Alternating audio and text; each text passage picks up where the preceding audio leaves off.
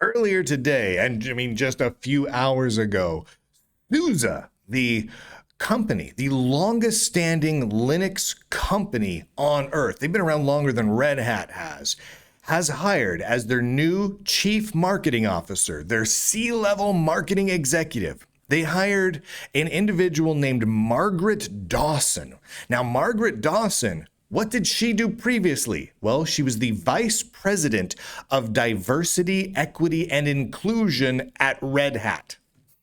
Not a joke. This is not a joke at all. She was the VP of DEI at Red Hat during the time. You know all those crazy leaks that we've published about Red Hat and IBM with their anti-white training and their anti-straight person training and their anti-religion training, and how they had the policies at Red Hat and IBM to specifically not hire people because they were white. All those things that Red Hat and IBM are both getting sued every which way from Sunday for. Yeah, she was the VP of DEI at Red Hat during at least a good chunk of that.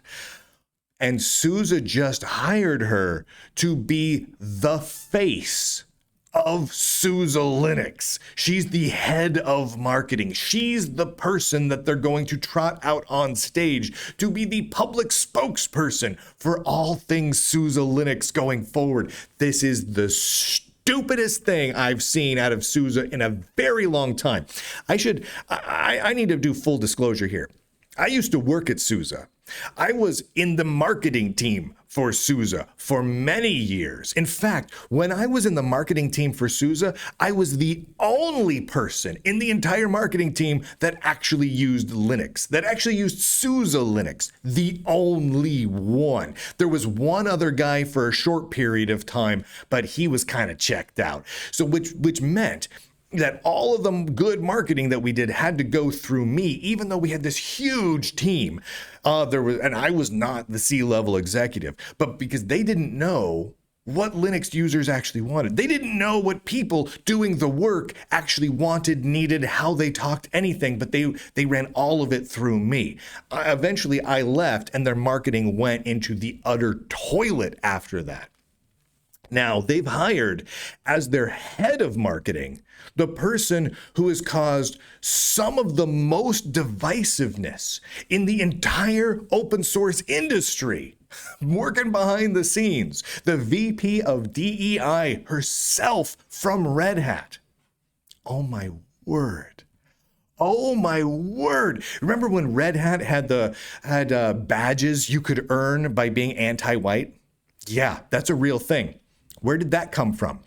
You remember the PowerPoint presentation slide that came out of Red Hat, out of their DEI departments and individuals talking about how to have anti-white training, and how it literally gave you lists of words, adjectives that were negative, like theft and other bad words, right? And you're supposed to associate bad words with whiteness. And then it would give you words like joy and culture and happy words, and you're supposed to associate that with blackness, right? They literally had pro-black, anti-white training. Now, I'm okay with pro anything, but it's when you start getting into the anti that I start getting a little, I don't really like anti anyone. Now, if she had put out anti-Chinese, anti-black, anything else, I'd be yelling at her the exact same way right now, because it's not cool.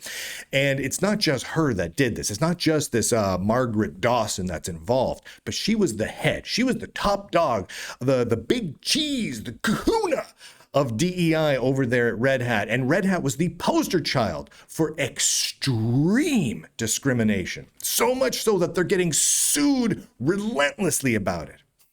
Holy heavens. And SUSE just sat down and said, you know what? I want me some of that. What on earth are these boneheads thinking? This is the stupidest thing.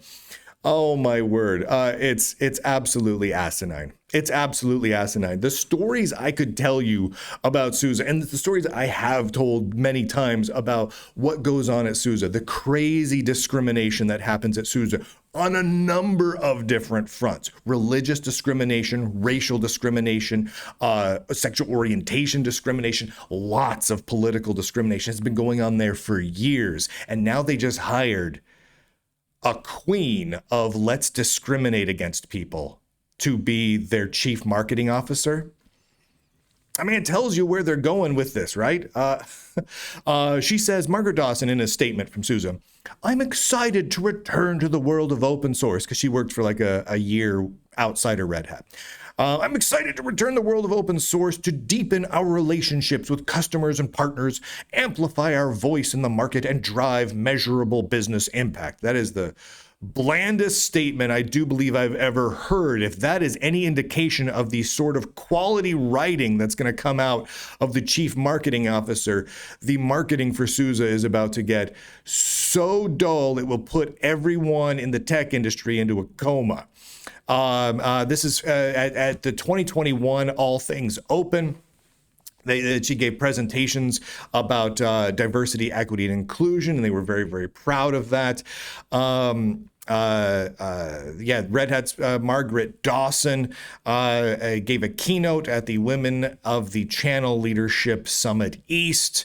We can't talk about diversity without talking about inclusion, was the topic of her presentation. And she talks repeatedly how she's an advocate of equality and diversity. They also talk about equity and inclusivity and blah, blah, blah, blah, blah. Holy heavens. What is SUSE thinking?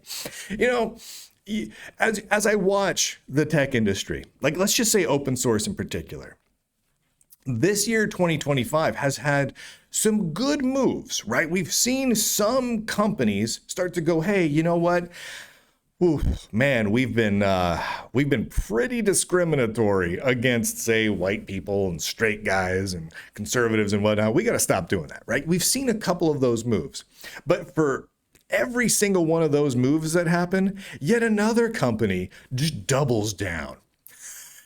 It's amazing. And here's SUSE, the oldest Linux company in the world. I sat on their board of directors for OpenSUSE. I was in an elected position there for years. I was in their marketing department for years. And when I left SUSE, and this is crazy. You should go look this one up. To give you an indication of how much of an issue it was when I left SUSE. When I left, I was not an executive. But because I was the most prominent name, face, and voice within the entire company in the industry, they had to put out a press release. They literally had to put out a press release so people understood that I was leaving. And they tried to put a really good spin on it because I was going back to journalism and whatnot. And that's all true. But behind the scenes, I was also leaving because SUSE is an incredibly discriminatory company. And I didn't want to have any part of it anymore. And they have not, from everything I've heard from people feeding me information from inside, because I still have a lot of sources in the company, it's gotten worse. And they've now hired a VP of DEI to be their new head of marketing. Crazy doubling down on the diversity, equity, inclusion, the illegal stuff. This is going to cause them significant business trouble, because doing business in the United States when you're doubling down on DEI is going to limit your ability to work with government agencies, because it's illegal, because it's discriminatory. It's against the federal law. And so I don't know what the board or the executives at SUSE were thinking. This is one of the most boneheaded moves, business-wise, messaging-wise, and otherwise, that I could possibly see, unless the entire goal here is to transform the world's oldest Linux company into an activist organization. How well did all that sort of thing, that strategy, work out for Mozilla, huh? Thank you to the Lunduke Journal subscribers for allowing me to keep tabs on this utter insanity. Go to lunduke.com and click on all the places where you can read and listen and watch. It's an audio podcast with podcast feeds. You can grab it on iTunes or even Spotify. You can watch the videos. Actually, I think this is really cool. You can watch both the videos and listen to the audio podcasts on Substack. I don't know if a lot of people realize that, but there's no ads. It's great. If you go to, I think it's just lunduke.substack.com. or just go to lunduke.com and click the Substack link. And if you go to any of the shows, on every single show is a little left-hand side tab that lets you toggle between video or audio. And so you can just listen to it or watch it. Same show, right? The audio podcast and the videos that I put out are the same show. And you can just toggle back and forth between the two, and there's no ads. None at all. So like if you're like a YouTube user or whatnot and you want an experience with no ads that doesn't cost you anything, go check it out on Substack because there's no ads. It's really cool. I highly recommend it. You can grab subscriptions over there and whatnot. And thank you to all the subscribers for making it all possible.